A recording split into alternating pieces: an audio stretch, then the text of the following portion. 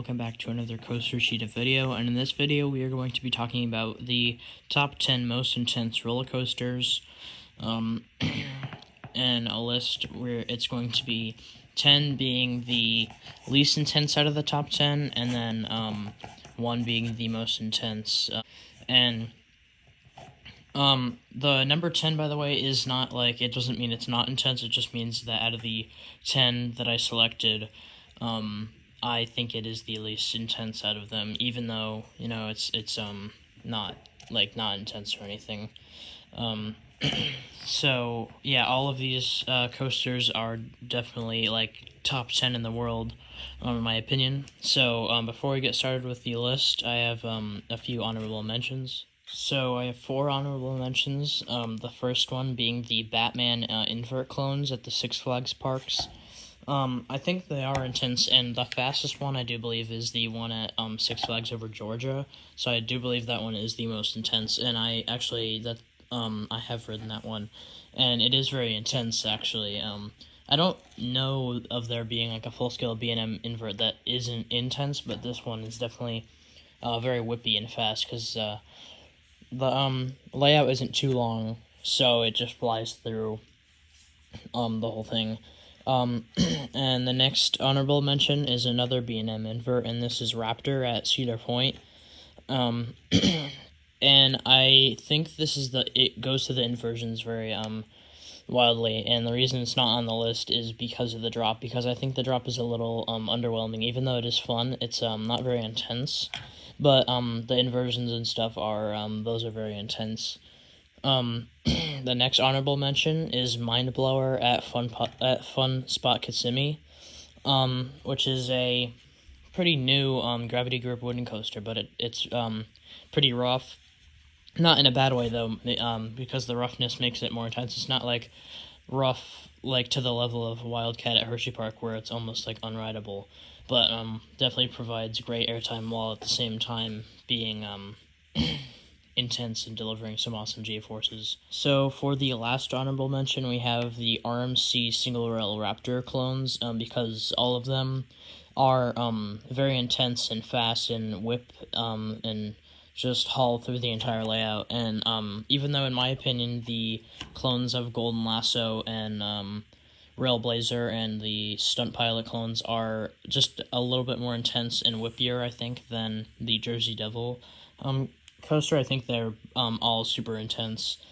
And if I had to choose the whippiest, I'd probably say Golden Lasso coaster, but so yeah, now we are finished with the honorable mentions. So now getting into the actual top 10 list. At number 10, we have Skyrush at Hershey Park. And some of you may be wondering why this is all the way at the number 10 spot, because yes, this is a very violent Intamin coaster. Intense and violent because it swings you around, and the airtime is just so intense how it flips you up out of your seat, and the restraints and the G-forces going into those sharp turns are just insane. But compared to some other coasters on this list, I just felt like it does deserve the number 10 spot. And at number 9, we have Canyon Blaster at Nickelodeon Universe at the Adventure Dome.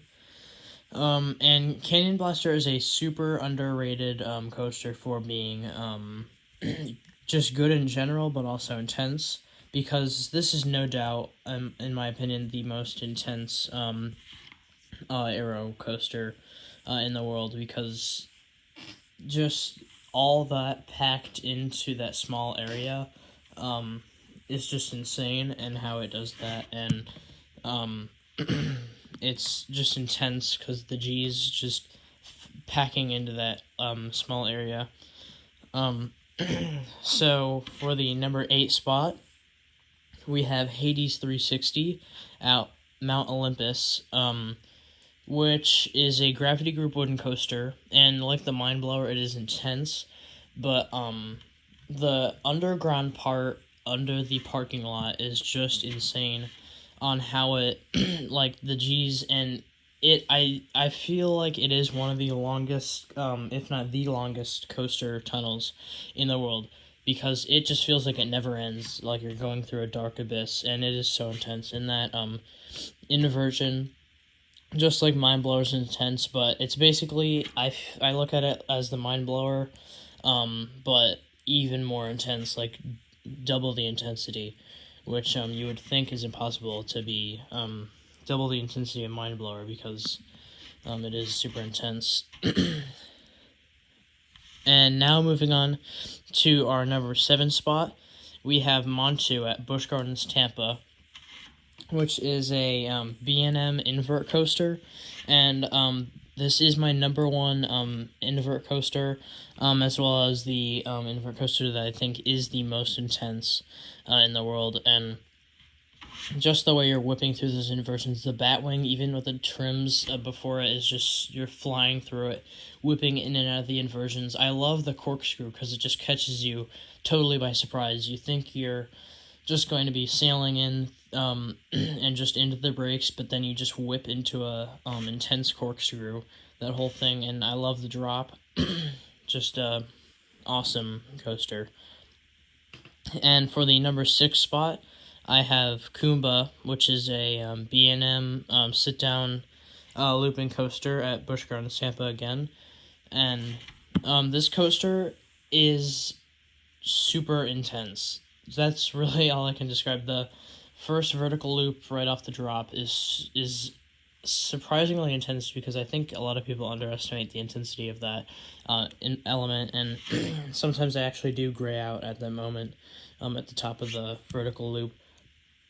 But the locked interlocking corkscrews and the Cobra roll is just super whippy, and the tunnel is so loud and just adds to the intensity that smaller tunnel is just, it's just the G's and the noise and the whole thing, the roar, it's just packed with intensity in that coaster. And at the number 5 spot is Maverick at Cedar Point, which is the first Intamin Blitz coaster, which is now called the Intamin Multi-Launch coaster. And boy, is this an intense coaster, because although the mid-course, or whatever you want to call that part, does stop you, which I honestly think does kill the is a bit of a buzzkill, but the way it just launches you, just the intensity out of that is just so incredible that it makes up for that part. So just so many off the drop, how you have that speed going through those super whippy, snappy turns are just insane. And I mean, the Heartline roll just would have been too much, which obviously why they removed it, but just an insanely intense coaster. And for the number 4 spot, we have Top Thrill Dragster at Cedar Point, which, I mean, it's the second tallest roller coaster in the world, and I believe it's the 3rd fastest in the world. So yeah, you can see how that's an intense coaster. But the whole way, the top hat, I mean, I love the lap bar. It's just insane, and I think it does get better airtime than King Dakar. But yeah, now moving on to our number 3 spot, we have King Dakar at Six Flags Great Adventure. Now this is another Intamin hydraulic launch, just like Top Thrill Dragster. And the reason why it's above Top Thrill Dragster is because it is faster and taller, being the world's tallest roller coaster, and it was the world's fastest when it opened. Now it is the 2nd fastest. And there's not much to say about it because I just talked about Top Thrill Dragster, but yeah, they're very similar attractions. So now for the number 2 spot.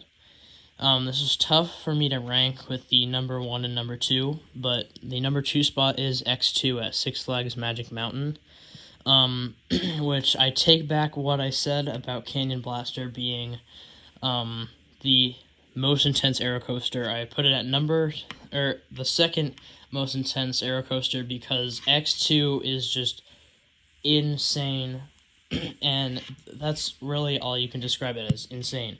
Because the whole way it's just making you regret what you just did to ride this coaster, but at the same time thank yourself for it, because it's a whole lot of fun, but a whole lot of intensity. And I don't know, that coaster model, it still shocks me today kind of how Aero made that, because I mean it is very smooth. I haven't rode Ejinika at in Japan, but I could imagine that that's probably smoother than than X2, just because I mean it's made by SNS. So, but I mean who knows? But I do think X2 is pretty smooth for an Aero coaster. So yeah. Now the number one spot, which you've all been waiting for, is Intimidator 305 at King's Dominion.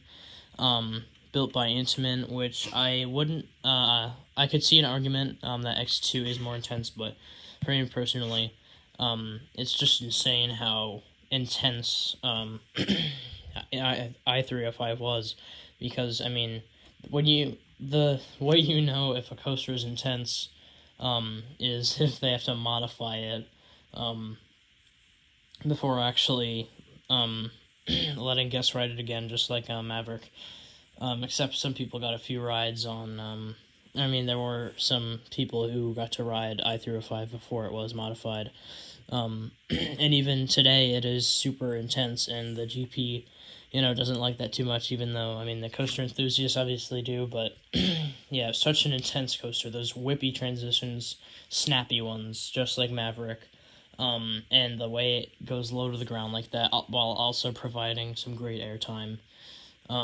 It's just an awesome ride, and I mean the G's just the whole way through are awesome. I hope you guys enjoyed the video. Please like and subscribe and comment any other video ideas that you'd like to see on the channel, and I hope to see you in the next video. Goodbye.